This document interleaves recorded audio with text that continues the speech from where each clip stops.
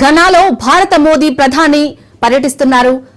మోదీకి ఘనా అత్యున్నత పురస్కారం దక్కింది. పశ్చిమాఫ్రికా దేశానికి ఆయన తొలి ద్వైపాక్షిక పర్యటన.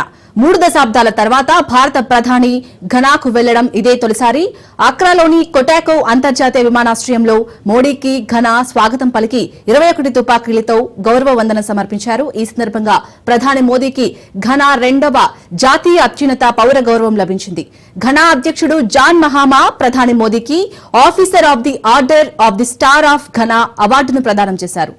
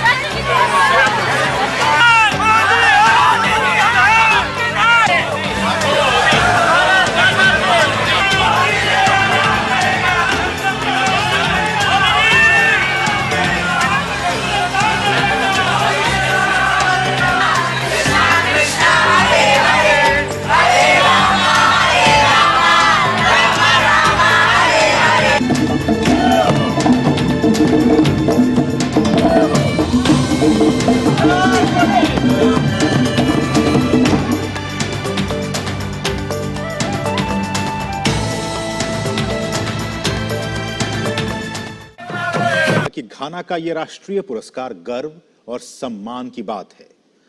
उन्होंने पुरस्कार को भारतीय युवाओं की आकांक्षाओं और उनके उज्जवल भविष्य के साथ-साथ दोनों देशों के ऐतिहासिक संबंधों को समर्पित।